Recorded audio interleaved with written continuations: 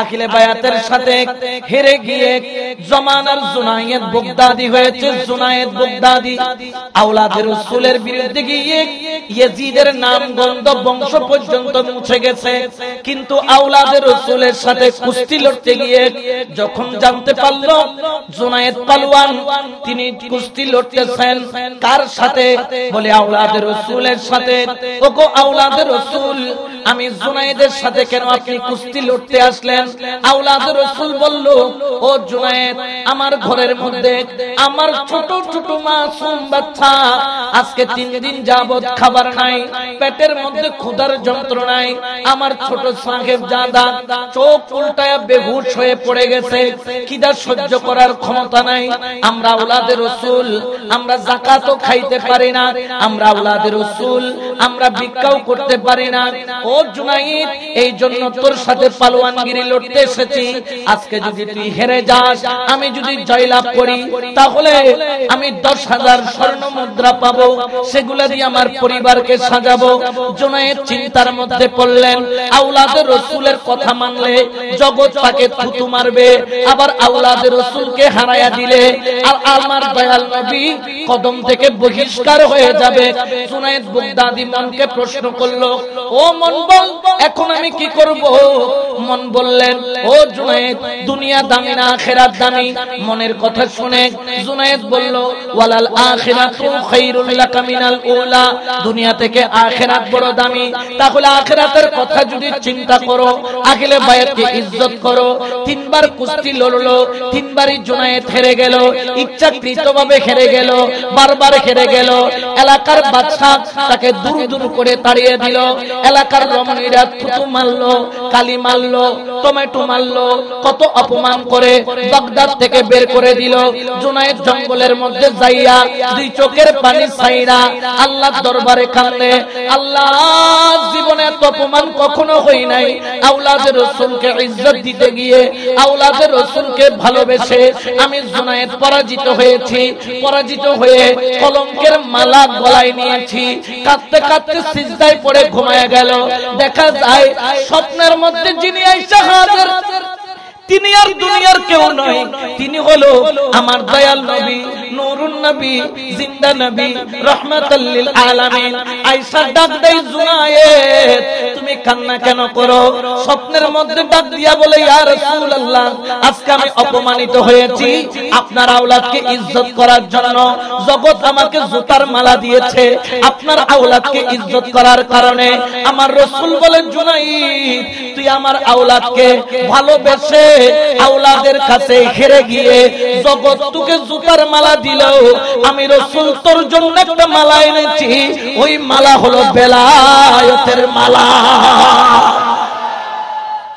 আল্লাহু আকবার, ইয়া রাসূলুল্লাহ, ইয়া গাউস, জিন্দাবাদ, জিন্দাবাদ, ঠিক কিনা? এই জন্য তো শায়েরও বলেন, কেন চিনলি না রে মন আমার গৌসুল আজম মাঝি ভান্ডারী, আমার গৌসুল আজম মাঝি ভান্ডারী, গৌসুল আজম মাঝি ভান্ডারী, মাওলানা কেমন কেন চিনলি না রে মন গৌসুল আজম চিনতে পারে সাধকার, হাইরে চিনিবার ইচ্ছা যা চিনতে পারে সাধকার, হাইরে চিনিবার ইচ্ছা যা, হাইরে হৃদয় চোখে দরিয়া দেখো, হৃদয় চোখে দরিয়া দেখো, জ্ঞানের দুর্ভিক্ষণ কেন চিনলি না রে মন গৌসুল আজম। সালাতুন ইয়া রাসূলুল্লাহ।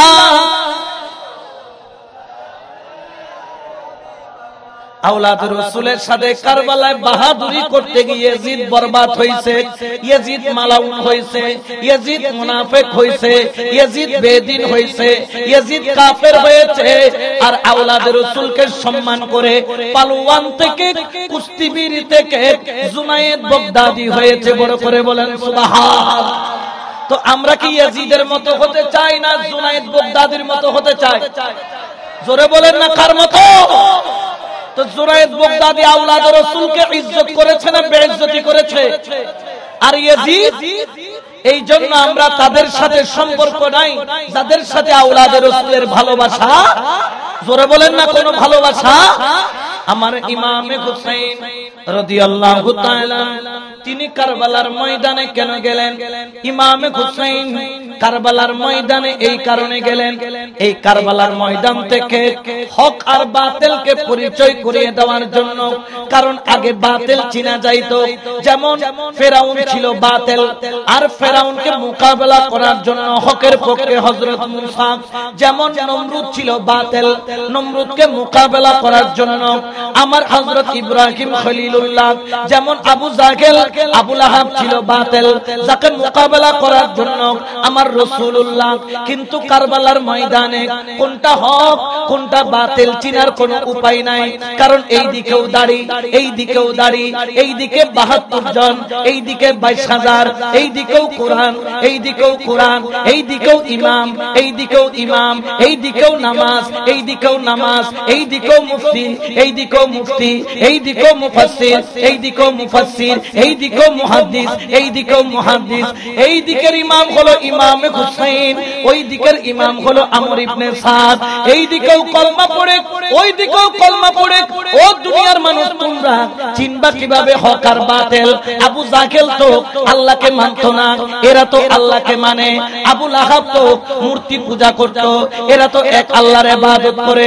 হক আর বাতিল কেমনে চিনবা? আমার ইমাম হুসাইন কারবালার ময়দানে এসে হক আর বাতিলের পার্থক্য করে দিল। জেনে রাখো, হক হচ্ছে ওই ব্যক্তি যে দামানে মুস্তাফা ধরে রাখে, হক হচ্ছে ওই ব্যক্তি যে মুস্তাফার আদর্শের উত্তরাধিকারী হয়, হক হচ্ছে ওই ব্যক্তি যে আহলে বায়াতের পিছনে চলে। বড় করে বলেন সুবহানাল্লাহ, ঠিক কি না? যদিও বা জগতের দৃষ্টিতে ইয়াজিদ বিজয় লাভ করেছে, কিন্তু এটাই হলো ইয়াজিদের সবচেয়ে বড় পরাজয়। হুসাইন দুনিয়াবী দৃষ্টিতে যদিও বা পরাজিত হয়েছে, এটাই প্রকৃতপক্ষে হুসাইনের বিজয়। কারণ কি জানেন? জাআল হাক্কা ওয়া জাহাকাল বাতিল ইন্নাল বাতিলা কানা জাহুকা। হক প্রতিষ্ঠিত করেছেন আল্লাহ, যার কারণে শুধু ইরাকে নয়, বাগদাদে নয়, শুধু পৃথিবীর শুধু আরব কান্ট্রির মধ্যে নয়, ইন্ডিয়াতে যান, পাকিস্তানে যান, শ্রীলঙ্কায় যান, বাংলাদেশে যান, আনাসে কানাসে যান, ইয়াজিদের নামে কোনো চালিসা নাই, ইয়াজিদের নামে কোনো মাহফিল নাই, ইয়াজিদের নামে কোনো মিলাদ নাই। মুস্তাফা জানে রহমত বললে ইয়াজিদের নাম নেওয়া হয় না, মুনাজাতের মধ্যে ইয়াজিদের জন্য দোয়া করা হয় না, মুনাজাতের মধ্যে ইয়াজিদের নাম নেওয়া হয় না। আজকে পৃথিবীর নগর নগর, গলি গলি হুসাইন আর আলী আলী। বড় করে বলেন না সুবহানাল্লাহ,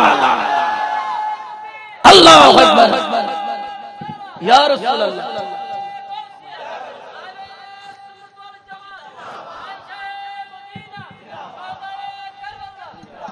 তাহলে বিজয়টা হুসাইনের হয়েছে, পরাজিত হয়েছে কে? জোরে বলেন না, পরাজিত হয়েছে।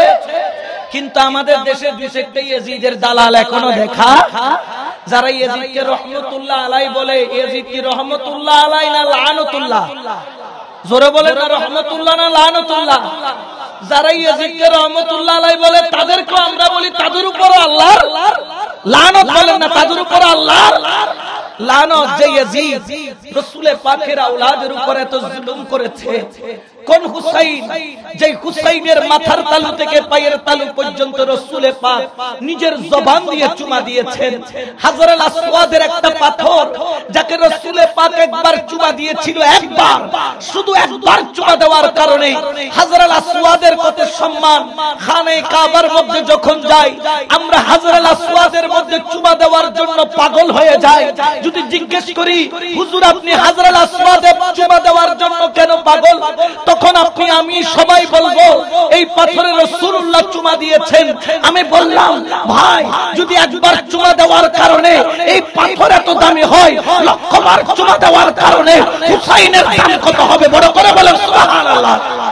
তখন একজন বলছেন হুজুর এটা তো জান্নাতি হাজার জান্নাতি পাথর। আমি বলছি ওরে আওলাদে রাসূল তারা দুনিয়াবি নয়, তারা জান্নাতি বাশার, তারা জান্নাতি বাশার। এটা যদি জান্নাতি হাজার হয়, জান্নাতি পাথর হয়, আর ইনি হচ্ছেন জান্নাতি পুতলা। এই জন্য তো ইমাম ইসকে মোহাব্বত ইমাম আহমদ রাজা খান ফাজিল বেরলভী रहमतुल्लाह अलैह তিনি বলেন तेरे नस्ले पाक में है बच्चा बच्चा नूर का, तू है आईने नूर तेरा सब घराना नूर का। या रसूल अल्लाह শুধু আপনি নূর নন, আপনার নসল দিয়ে বাচ্চা বাচ্চা যারা এসেছে কিয়ামত পর্যন্ত যারা আসবে সবাই নূরের পুতলা। বড় করে বলেন না সুবহানাল্লাহ।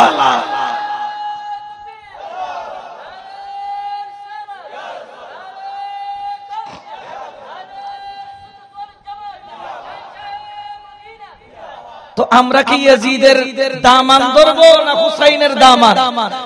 জোরে বলেন না কার দামান? এই হুসাইনের দামানের দাম আছে না নাই? আরো জোরে বলেন না আছে না নাই? কারণ কি জানেন, এটা আমার কথা নয়, এটা আমার দয়াল নবীর নূরানী জবানের কথা। এই মুসনাদ ইমাম আহমদ ইবনে হাম্বল তিনি তার মুসনাদ কিতাবের মধ্যে বর্ণনা করেন।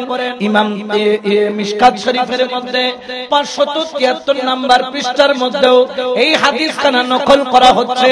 রাসূল পাকের প্রাণপ্রিয় সাহাবী হযরত আবী যর গিফার রাদিয়াল্লাহু তাআলা রাসূলের প্রবীণ সাহাবী হযরত আবী যর গিফার রাদিয়াল্লাহু তাআলা থেকে রওয়ায়াত ওয়া হুয়া আখিযুন বিবাবিল কাবাতে, তিনি আল্লাহর ঘর খানে কাবার চৌখট ধরলেন, ঘরের দরজা ধরলেন, খানে কাবার দরজা ধরে আল্লাহর জাতের কসম করে বলতেছে, ও জগতের মানুষ আমি আল্লাহর ঘরের চৌখট ধরে কসম করে বলছি, আমি যা বলছি আমি আমার দয়াল নবীর থেকে নিজের কানে শুনেছি, কোন মাধ্যম দিয়ে শুনি নাই। আমি আবী যর গিফার নিজের কানে শুনেছি। ও আবী যর গিফার তুমি কি শুনেছো বলো? তিনি বলেন সামি'তুন নবিয়্যা, সবাই বলেন সাল্লাল্লাহু আলাইহি ওয়াসাল্লাম ইয়াকুল আলা ইন্না মাসালি আহলি বাইত ফিকুম মাসালু সাফিনাতিন নূহ আলাইহিস সালাম। ওরে তোমরা আওলাদের রাসূলকে যেমন তেমন মনে করিও না, আমার মুহসিন আউলিয়া রাহমাতুল্লাহ আলাইহিকে যেমন তেমন মনে করিও না, আমার বদর আউলিয়াকে যেমন তেমন মনে করিও না, বারা আউলিয়াকে যেমন তেমন মনে করিও না, সৈয়দ আহমদ শাস্ত্রী কুটিকে যেমন তেমন মনে করিও না, গাউসুল আজম মাইজবান্ডারিকে যেমন তেমন মনে করিও না, হিন্দাল বলি খাজা গরিবে নওয়াজকে যেমন তেমন মনে করিও না, আমার গাউসে পাক আব্দুল কাদের জিলানীকে যেমন তেমন মনে করিও না, আমার মাওলা হুসাইন মাওলা হাসান মা ফাতেমা মাওলা আলীকে যেমন তেমন মনে করিও না।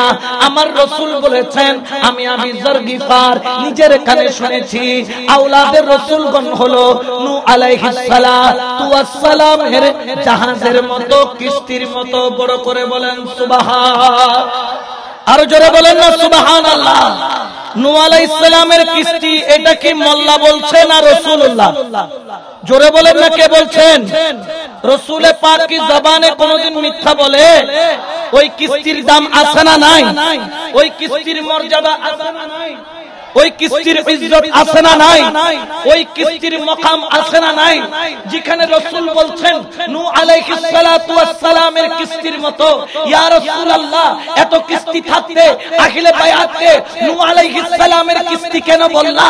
আমার নবী বলেন অনেক কিস্তি আছে যে কিস্তি নূহ আলাইহিস সালাম থেকেও বড়, টাইটানিক আরো বড়, বর্তমান সময়ে বড় বড় কিস্তি আছে, এগুলোর সাথে তুলনা না করে নূহ আলাইহিস সালামের কিস্তির সাথে কেন তুলনা করলেন? বলে পৃথিবীর যত কিস্তি আছে মুসলমানও উঠে, মুনাফিকও উঠে, কাফেরও উঠে, বেদিনও উঠে, নাস্তিকও উঠে, আস্তিকও উঠে, সবাই উঠে। টাকা থাকলে উঠা যায়, কিন্তু নূহ আলাইহিস সালামের কিস্তি যার মধ্যে টাকা থাকলে উঠা যায় না, দৌলত থাকলে উঠা যায় না, সম্পদ থাকলে উঠা যায় না, ক্ষমতা থাকলে উঠা যায় না। ইয়া রাসূলুল্লাহ কে উঠতে পারে? বলে নূহ আলাইহিস সালাতু ওয়াস সালামের কিস্তি, ওই কিস্তির মধ্যে ওই ব্যক্তি উঠতে পারে যার কাছে ঈমান থাকে। বড় করে বলেন সুবহানাল্লাহ। কেনান নূহ আলাইহিস সালামের ছেলে কিস্তিতে উঠতে পারছে? জোরে বলেন না পারছে? পারে নাই। কেন পারে নাই? কারণ ঈমান নাই। ঈমান নাই। ঈমান না থাকলে ওই কিস্তির মধ্যে উঠা যায় না। আমার নবী বলেন, আমার আগলে বায়াত হলো নূহ আলাইহিস সালামের কিস্তির মতো, মান রাকাবাহা নাজা। আমি রাসূল তোমাদেরকে ওয়াদা করলাম ওই কিস্তির মধ্যে যারা উঠে যাবে, বা মানা যারা আল্লাহর ওলির হাতে বায়াত হয়ে যাবে, বা মানা আল আওলাদের রাসূলের হাতে নিজেকে অর্পণ করে দিবে, অর্থাৎ আওলাদের রাসূল যেভাবে বলে তুমি সেইভাবে চলবে।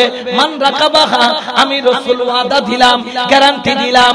এখন তো বলে অমুক মার্কায় ভোট দিলে জান্নাতের গ্যারান্টি। আজকে আমি ওই গ্যারান্টি দিয়ে যাই, অমুক মার্কায় ভোট দিলে নয়, ওরে আওলাদের রাসূলের কিস্তির মধ্যে যারা উঠে যাবে, আমার নবী বলেন আমি তাদেরকে জান্নাতের গ্যারান্টি দিলাম। বড় করে বলেন সুবহানাল্লাহ। আল্লাহ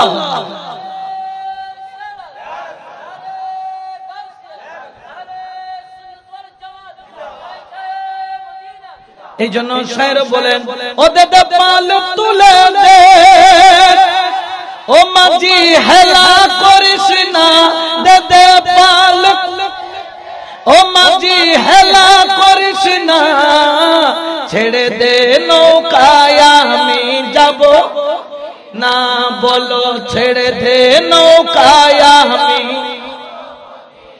এই নৌকা কিস্তি হাদিসে আছে না নাই? এই কিস্তির ঠিকানা হলো শাহেন শাহে। জোরে বলেন না শাহেন শাহে।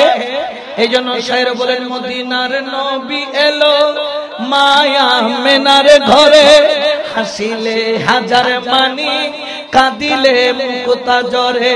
মদিনার নবী এলো মায়া মেনার ঘরে, হাসিলে হাজার মানি, কাঁদিলে মুক্তা জরে।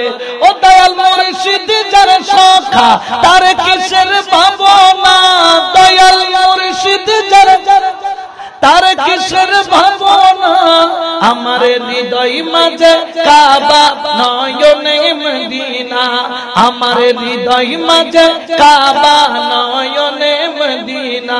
ও দে পাল দে, ও মাঝি হেলা, হ্যাঁ দে পাল তুলে দে, ও মাঝি হেলা, ছেড়ে দে নৌকায় আমি যাব মদিনা, হ্যাঁ ছেড়ে দে নৌকায় আমি যাব মদিনা। সালাত নিয়া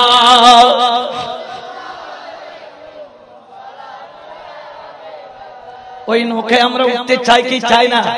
জোরে বলেন না চাই কি চাই না? ওই নৌকায় উঠলে কি পাওয়া যাবে? জান্নাত। এটা কি হুজুরের কথা না রাসূলুল্লাহর কথা? জোরে বলেন না কার কথা? যিনি বলছেন তিনি রাসূলের পাকের ওই সাহাবী হযরত আবু যর গিফার।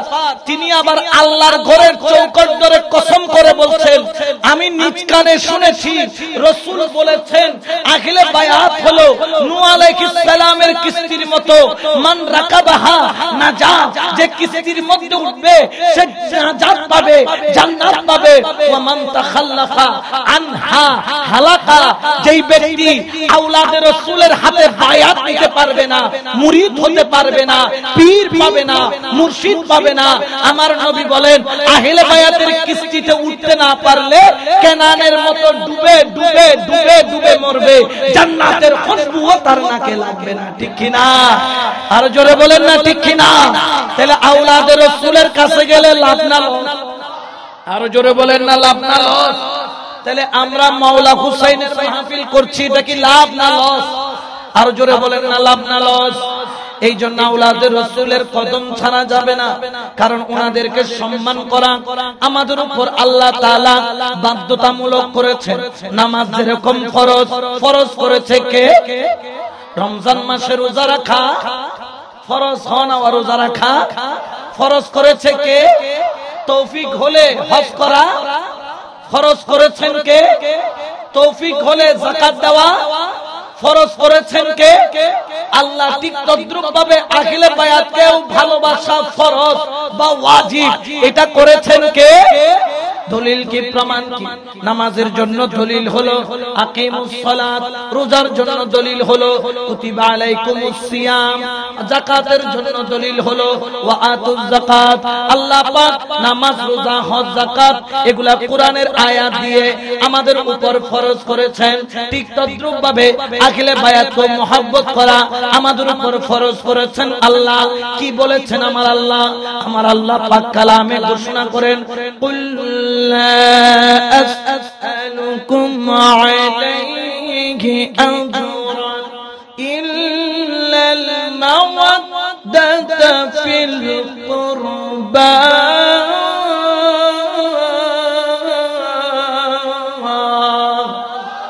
এটা ঘোষণা কার? আমার আল্লাহ বলে, বন্ধু বলো 1400 বছর পরে কতগুলা মুনাফিক আসবে যারা আওলাদ রাসূলের মাহফিল পছন্দ করবে না, আওলাদ রাসূলের বিরুদ্ধে বলবে, আওলাদ রাসূলকে ঘৃণা করবে, আওলাদ রাসূলের বদনামি করবে। ও বন্ধু বলো, ও হাবিব বলো, ও দোস্ত বলো, ও নবী বলো, ও বন্ধু তুমি জগৎকে জানিয়ে দাও, লা আসআলুকুম আলাইহি আজরান, আমি নবী তোমাদের জন্য 18 দিন পেটের মধ্যে পাথর বেঁধেছি খিদার যন্ত্রণা সহ্য করতে না পেরে। ওরে আমার উম্মত, কিয়ামত পর্যন্ত আমার একদিনের খিদার হক আদায় করা তোদের পক্ষে সম্ভব নয়। আমি নবী তায়েফের ময়দানে আমার দন্তন শহীদ করেছি। তোরা যদি কিয়ামত পর্যন্ত তোদের মারির দাঁতগুলাও ফেলে দিস, আমি নবীর একটা দাঁতের হক আদায় করা সম্ভব নয়। আমি নবী তায়েফের ময়দানে আমি আমার সারা শরীর কাফেরের পাথরের আঘাতে আঘাতে সারা শরীর রক্তে রঞ্জিত হয়েছে। আমি রাসূলকে দৌড়ায়া দৌড়ায়া 1 মাইল নয়, 2 মাইল নয়, 10 মাইল পর্যন্ত দৌড়ায়া দৌড়ায়া আমি নবীরে পাথর মারছে, সাদা জামা রক্তে লাল করেছে। শুধু 10 মাইল পর্যন্ত দৌড়াইছে তা নয়, আমাকে 3 বার বেহুশ করেছে। আমার এক ফোঁটা রক্তের হক কিয়ামত পর্যন্ত তোদের পক্ষে আদায় করা সম্ভব নয়। তারপরেও যদি আমি নবীর হক আদায় করতে চাস, তাহলে তোদের কাছে আমি আল্লাহর পক্ষ থেকে একটা জিনিস চাই। আমার আল্লাহ বলেন, বন্ধু তুমি বলে দাও, একটা জিনিস তলব করো, লা আসআলুকুম আলাইহি আজরান ইল্লাল মাওয়াদ্দাতা ফিল কুরবা। তোমরা যদি আমি নবীর হক আদায় করতে চাও, অন্তত আমার আওলাদকে মহব্বত করো। বড় করে বলেন সুবহানাল্লাহ। তাহলে আওলাদে রাসূলকে ভালোবাসা ফরজ করেছেন কে? আওয়াজ দিতে হবে কে? কিন্তু বেজার হয়ে যায়, মোল্লা হয় না, বেজার হয়ে যায়। আমরা কি আল্লাহটা মানবো না মোল্লাটা? জোরে বলেন না কাটটা। আল্লাহটা না মেনে কোনো উপায় আছে? আরো জোরে বলেন না আছে? এই জন্য আমরা বলি, আমি তোমারে ছিলাম, তোমারে আছি, তোমারে থাকিব। আমি তোমারে ছিলাম, তোমার আছি, তোমারে থাকিব। গৌসুল আজম বলে বলে জীবনে কাটাবো, আমি মওলা হুসেন বলে বলে জীবনে কাটাবো। বলো তোমারে ছিলাম, তোমারে আছি, তোমারে থাকিব। আমি তোমারে ছিলাম, তোমার আছি, তোমারে থাকিব। মওলা হাসান বলে বলে জীবনে কাটাবো, আমি মুর্শিদ কেবলা বলে বলে জীবন কাটাবো। সালাতুনিয়া